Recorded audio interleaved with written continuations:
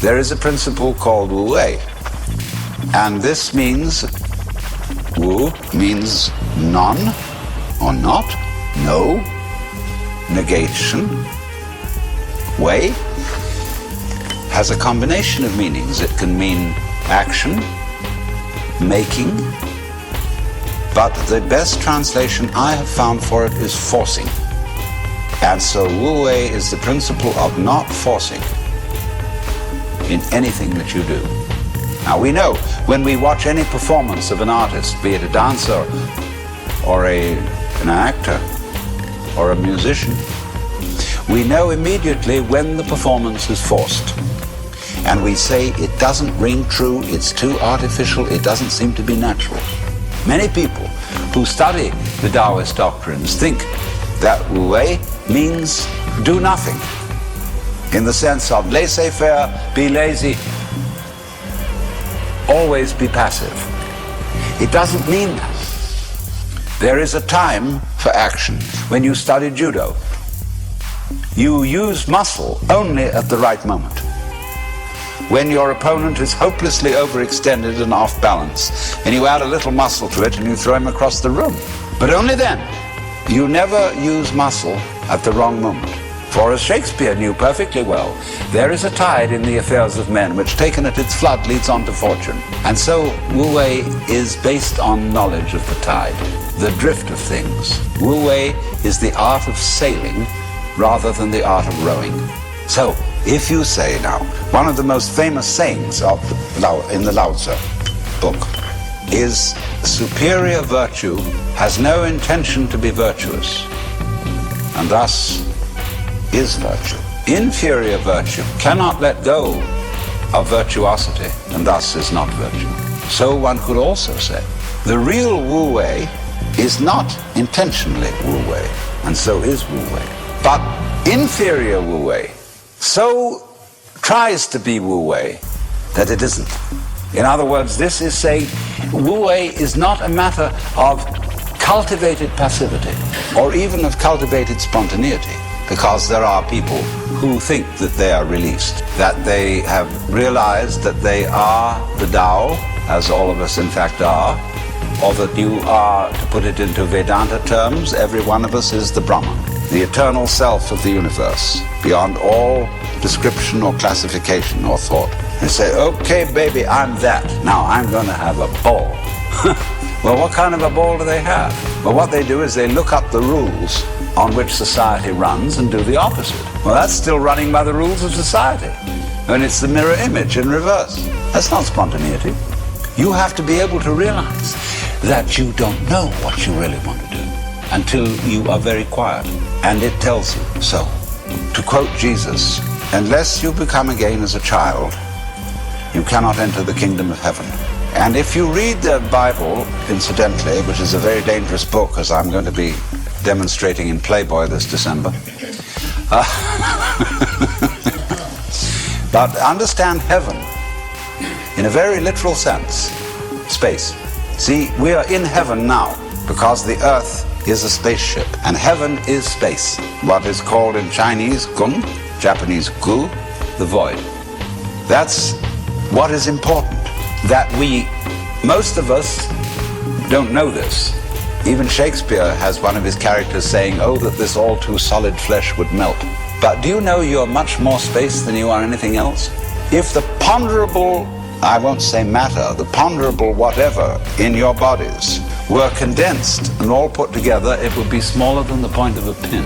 Somebody once said, even a bishop is 80% water.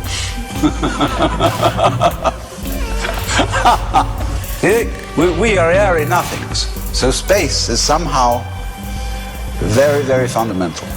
We'll go into this in further way. But you understand that heaven is space. And all those references in those nursery rhymes that we learned as children, which were the hymns about heaven, always were talking about thrones and crowns and harps and streets of glass, crystals, transparencies, space. It comes down to space always. Space, which nobody can define, nobody can imagine, appears to be nothing, is the foundation of the universe. But you have to become again as a child to see that. Now you go back to your childhood. What were the fascinating things? What's out there? What's beyond the star? How long does it go on? And Mama said, it goes on always and always and always. The child wonders. He's excited. That there's something that never ends. Then the child asks about time. How long ago is long ago? Well, the Bible says that in the beginning God created the heaven and the earth. Well, what did God do before he did that? Well, as one person said, he sat up thinking punishments in hell for people who ask silly questions. But still, that is only a joke. And the child thinks of God going back and back and back forever. Never beginning.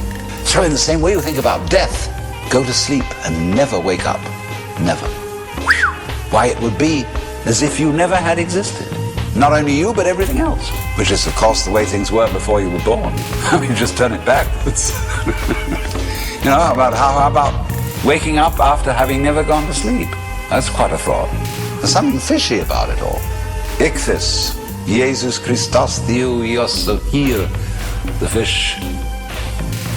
So we get a funny feeling when we think those questions really through. Very funny feeling. And children, you see, love to get into that funny feeling. Children do all kinds of weird things. They like to spin around as fast as possible, so they watch suddenly the whole ground goes tilting. They do this thing with their eyes, and they go...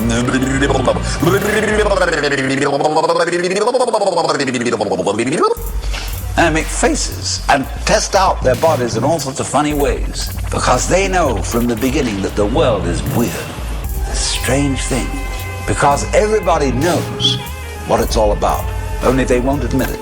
Being brought up is being taught not to admit it, because you know very well what's going on. But in order to find out once more as an adult, you have to become again as a child. So what does that involve? It means, ladies and gentlemen, would you please check your ideas and opinions at the door? All your philosophical and religious views, all your logic, because I say check it at the door advisedly, because you can pick it up again when you go out if you feel unsafe without it. I'm not trying to argue you out of your opinions and views. I'm merely suggesting that for the sake of an experiment, you temporarily suspend them and view what is, as if you didn't even know how to talk. Red is not red, blue is not blue. Hard is not hard, soft is not soft. Male is not male, female is not female. There is just this jazz. It will not be possible to compel yourselves into this way of looking at things, because what Buddhists call habit energy is going on. And as I talk to you, you will find yourselves thinking in a compulsive and habitual way. This is red, this is green, this is something, this is nothing, this is solid, this is space. All right, but treat those thoughts that are going on in your head in exactly the same way as if they were... See? That's all they are.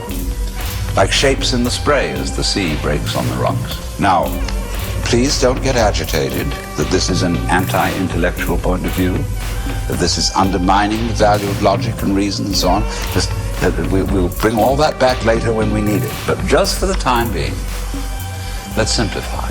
Close your eyes. Listen. What is? What do you really and truly, honestly, hear? Don't name it. Just as if it were music, classical music.